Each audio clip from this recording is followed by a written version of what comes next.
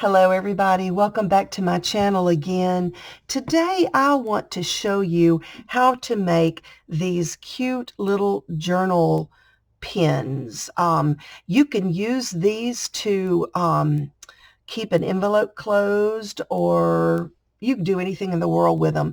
Now I'm making my own pins, but these particular ones I'm showing you today, I bought them at Hobby Lobby in the sewing section where the pins are. So I'm hanging ribbons and chain and beads and just all kinds of dangles from these, and I just think they'll make the neatest little page embellishments. This one I put a long chain and a little circle on it. On the ends, you can just dangle beaded dangles. This one I've got beaded dangles, but I put it on with a bulb pin. This one is attached with a bulb pin, and it's got all kinds of goodies in there. And make it lay down flat. There we go. And then this one, I just attached it with a jump ring, and it's got all kinds of, and I'm just adding some chain, and I'm adding some beaded dangles that match my ribbon, whatever matches the ribbon. So let's make one, won't you? Let's see what we got here, a few supplies. So here's one of the pins. Like I said, I bought these at Hobby Lobby. Make sure that when you're putting your decorations on it, you put it onto the bottom, not the top where the pin actually is. I did that already once and had to take them all off because this is the part that'll pin into your journal. So this part has to stay open. Okay, so all I'm doing is taking some different ribbons and laces. This is just a little bit of coffee dyed lace here. And you can tie it on there any way you want to, but I'm putting the loop through the middle and just doing a little slip knot, I think you call it. So I'm just going to bring the tails around, bring them through that loop, and then pull the tails and make sure I'm still on the right side of the pin. Make sure I'm still on the bottom. See, there's my top. All right. So that's all I did. I pull those through, and then I can just kind of trim them down to whatever length I want them to be. Let's see. I also want to add this little guy. So I'm putting the loop through the pin. I'm putting the tails back around and pulling them back through the loop. And then tighten that up next to, and then trim that little tail off. I also thought I would add a little bit of frou-frou, a little bit of eyelash yarn. Now this one I'm just going to tie it just straight. I'm not going to do the little slip knot or lark's head, whatever it's called. And the reason why is this stuff is so slicky, I don't think that would hold it. I think I'm going to have actual double knot, or it would probably come untied, or I could put a little dot of glue in there if I needed to. I'm going to trim that a little bit. And then I just look at it and just decide, does it need anything else? Do I want something else in there? I think I want one more piece of lace because more is always better.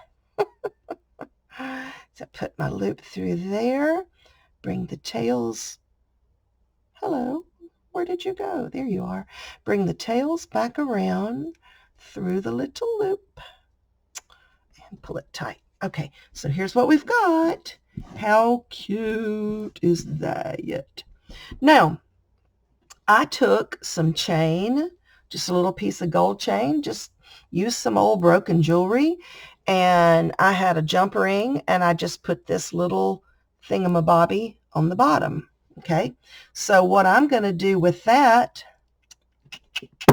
I'm going to take my jump ring, come here you, and I'm just going to feed that onto the last chain of that little chain, and then all I got to do is decide where I want it to hang. And for some reason I like mine to hang almost to the left because I got something else that's going to go on the right hand side. And then I'm going to take my pliers and I'm just going to close up that jump ring. It's very hard to see what I'm doing when I'm not in my regular working spot. Let's get that closed. There we go. Okay, so now we've got all the ribbons hanging, and we've also got the chain. I'm going to lay it down so you can see it. Okay, so the chain is hanging here.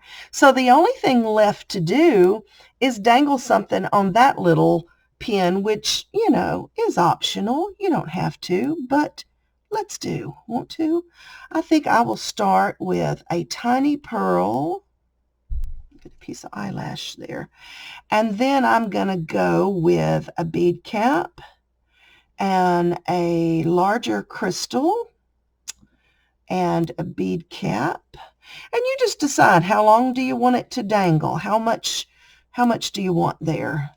And then I'm going to go with a crystal and a rondelle. And the reason I'm using the rondelle, it's kind of a brownish gold, and I thought that would kind of pull off of this brownish looking color there. And then let's top it off with a little gold ball. Okay, so now all I've got to do is attach it. Okay, so we're going to get a jump ring. That would be a good size right there. All right, so what I'm going to do is I am going to find the opening of that jump ring. I'm going to open it up. Oh, I wasn't ready. Hold on, hadn't done this part yet. All right, let's finish this guy. So I'm going to do a wire wrap, and the reason I decided to wire wrap it is because these little head pins are kind of a soft gauge that could pull open pretty easy, and I don't want them to pull open. So if you don't know how to wire wrap, I think I've got a tutorial. I don't remember if I did one or not, but it's not that hard to do. So all I did is I made a loop at the top, and then you just wrap your wire, spiral round, as many times as you want to, and then cut your little piece off and smooth that little end down so it don't poke you.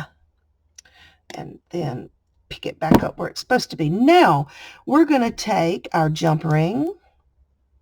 I'm going to put the dangle onto the jump ring, and I'm going to hook it into that last little coil of the pin, and then I'm going to close the jump ring. Now, how quick and easy was that? Look, guys, it's all done. Ta-da! It's so cute. I just think they'll make the cutest little embellishments. I saw somebody on YouTube making something similar, and it gave me the idea. So anyway, there it is. Go have fun with it, guys. Thanks for watching. Have a great day. Bye-bye.